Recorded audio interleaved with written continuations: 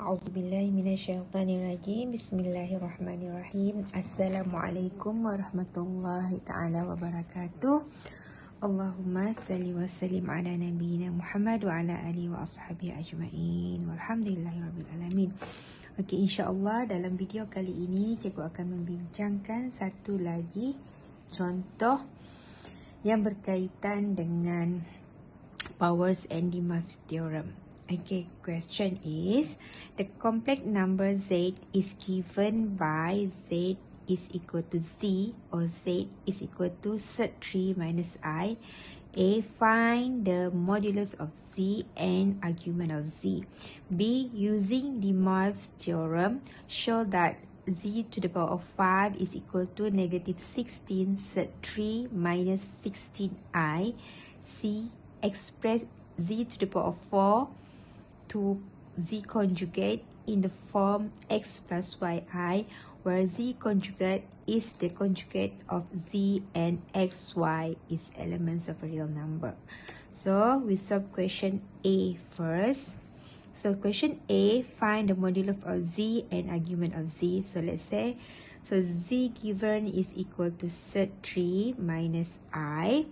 Untuk memudahkan, so then we form z in the coordinate form. Z in the coordinate form is sT3 negative 1. So senang untuk kita selesaikan. Kita lukis on this coordinate on the Argand diagram. Okay, cikgu lukis sebelah sini lah.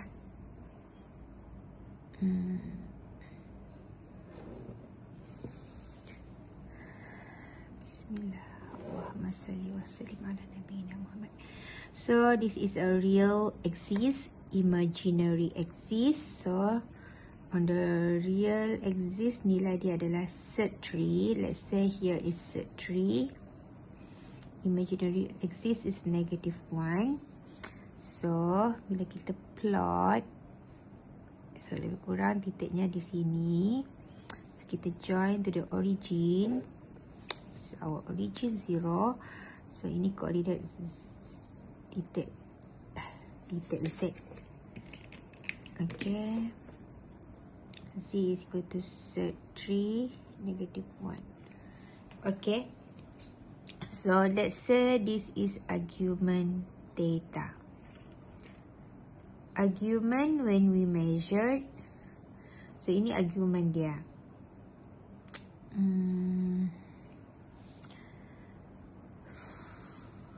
So kita cari modulus of z dulu. So modulus of z given by the formula, it is square root of sT3 square plus negative 1 square, which is equal to sT4, which is equal to 2. Thus modulus z is equal to 2. Okay. Second question, we cari argument. So kita buat andaian argument theta. Argument untuk z itu adalah theta. So untuk memudahkan, kita buat corresponding angles untuk theta ini on the first quadrant. Okay, katakan sini titik, bukan titik 1. Bila kita reflect, dia dekat sini titik 1. Dan kita label titik ni sebagai alpha. So let argument z is equal to theta, which is equal to negative alpha. Sebab nilai alpha dengan theta ni, nilai sudut dia tu sama. Cumanya, theta ni kita ukur dia dalam dalam clockwise direction. So measurement dia nanti akan bernilai negatif, tapi nilai dia sama dengan alpha, itu negatif alpha. Okay, so kita senang, kita ambil yang positif ni. So we do our assumption. Bila cikgu lukis, cikgu keluarkan segitiga ni.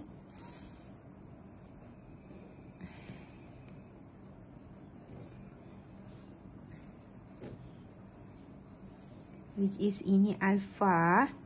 So adjacent side to alpha is here.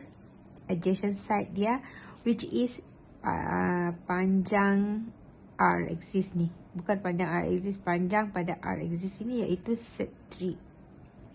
Manakala opposite side to the angle alpha adalah tinggi ni iaitu 1. Kita tahu tangent is equal to TOA.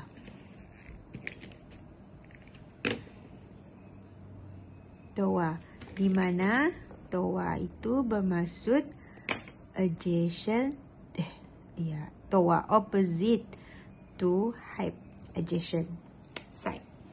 So maksudnya cikgu akan guna tangent alpha.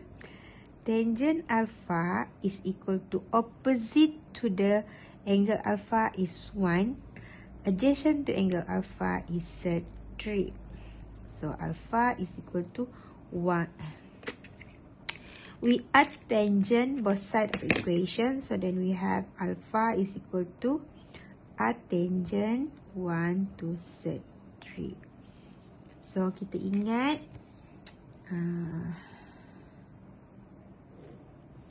segitiga ni yang kita dapat daripada kembangan daripada equilateral triangles. So this side is 1, this side is 2, this side is 3.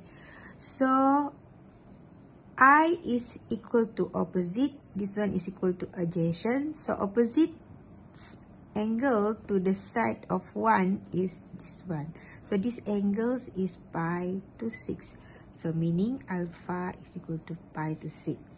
Since we know that argument of z is equal to theta based on our diagram, which is equal to negative alpha, and alpha is equal to pi to 6, then argument z is equal to negative pi to 6. Thus, argument of z is equal to negative pi to 6. So then, we answer question number 2. Using the Moivre theorem, show that z to the power of 5 is equal to negative 16 sec3 minus 16i. So we need to prove. So to answer question B, so we apply the Moivre theorem. So to apply the Moivre theorem, first of all, we must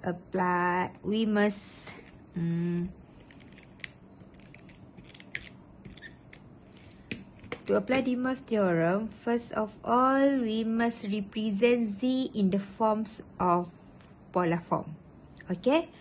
So, as we know, if we have a Cartesian complex numbers a plus bi, it is equal to r g's theta, where r is equal to modulus of a bi, whereas theta is equal to arguments of a plus bi.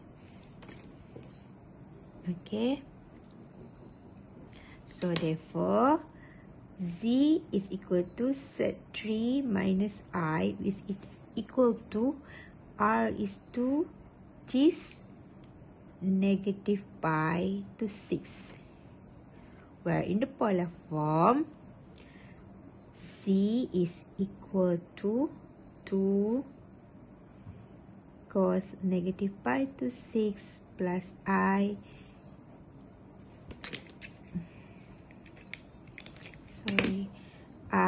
sine negative pi to 6. So, hence, z to the power of 5 is equal to 2 in the bracket cos negative pi to 6 plus I sine negative pi to 6 to the power of 5. So, power of 5 belongs to 2 and also belongs to this square bracket. So, we expand, it's become 2 to the power of 5. And this one is equal to cos negative pi to 6 to the power of 5. 32 to the power of 5 is equal to 32. Whereas here we can expand by apply the Moivre theorem. The Moivre theorem said that cos theta plus I sin theta raised to the power of n, any unknown, n, it is equal to, so n ni kita darab dengan dia punya arguments, kita akan dapat cos n theta plus I sin n theta. Okay, ni nota. Okay, ingat. So therefore kita akan dapat cos 5 multiply with negative pi over 6 plus I sin 5 multiply negative pi to 6. So kita akan dapat 32 cos negative 5 pi to 6 plus I sin negative 5 pi to 6. So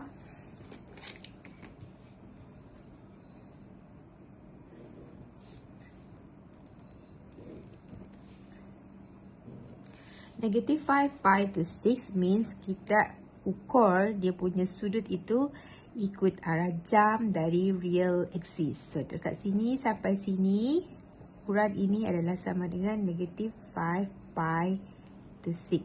Di mana acute angle dia, kita ukur dari sini pergi ke sini adalah sama dengan pi to 6. Meaning that negative 5 pi to 6, kita itu berada di third quadrant. Third quadrant maknanya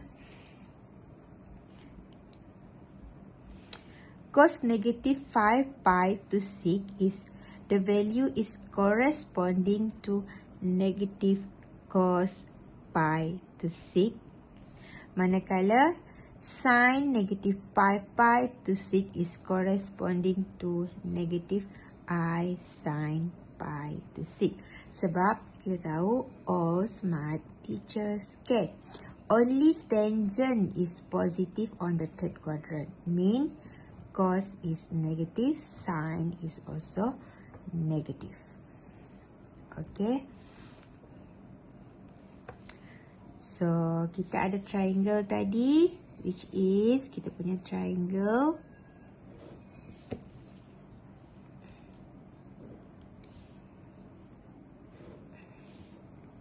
one, two, three. Kita ada pi to 6.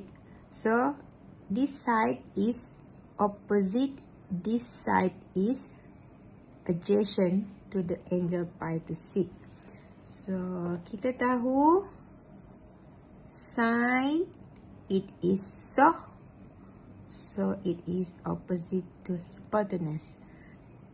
Sin cosine is which is adjacent to hypotenuse. So therefore cos pi to 6 adjacent. So this side is hypotenuse. Adjacent is 3 to hypotenuse is 2 minus sin pi to 6, sin is so opposite to pi to 6 is 1. Hypotenuse is 2. Therefore, when we simplify, it is equal to negative 32 multiplied with negative 3 to 2 is equal to negative 16 3. So 32 multiplied with I over 2 is equal to negative 16I. So therefore, it is shown that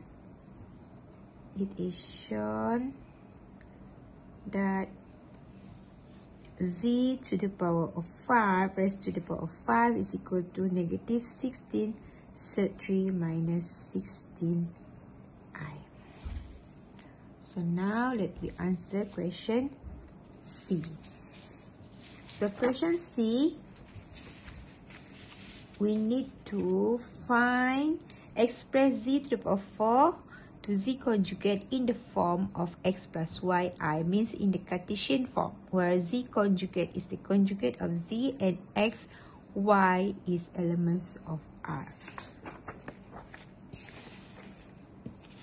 So from question B, we already got the answer for z to the power 5.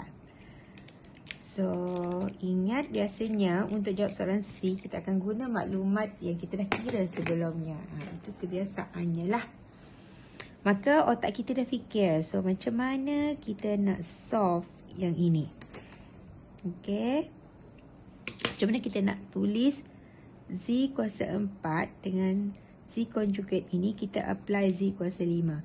So, maksudnya untuk z kuasa 4 dengan z conjugate ni, kita boleh apply dengan mendarabkan dengan z over z, which is this is number 1.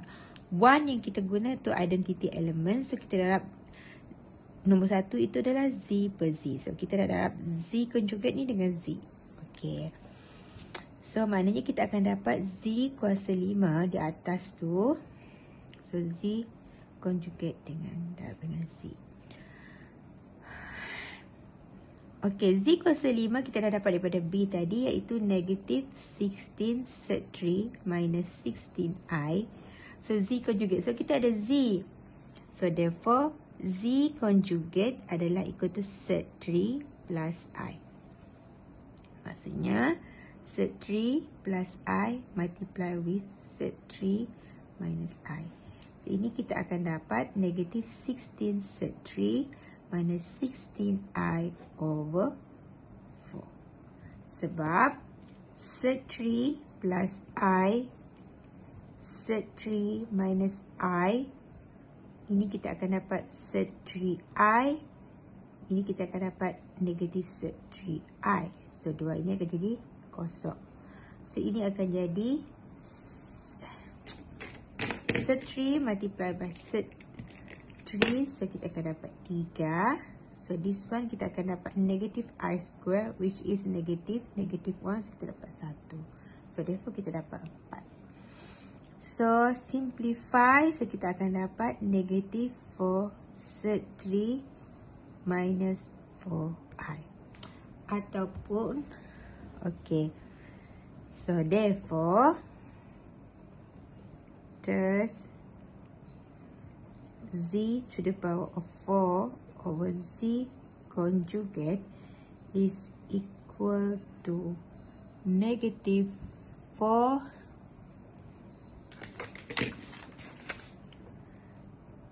sec 3 minus 4i. Okay. Tips lain berkaitan dengan conjugate. Cikgu bagi. Iaitu apabila sesuatu nombor kompleks number, kita darab dengan dia punya conjugate. Ini adalah conjugate kepada ini. Maka bila kita tengok, kita darab, ini kita akan dapat ABI. Kita darab ini, kita akan dapat negatif ABI.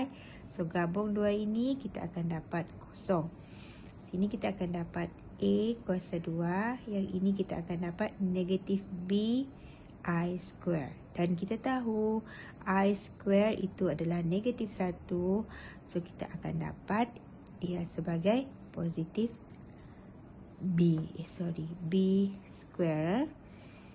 So, B square. So, therefore, kita kata A plus BI, A minus BI, bila kita darab dengan conjugate, so dia akan jadi A square plus B square. So, for example, kita darab 2I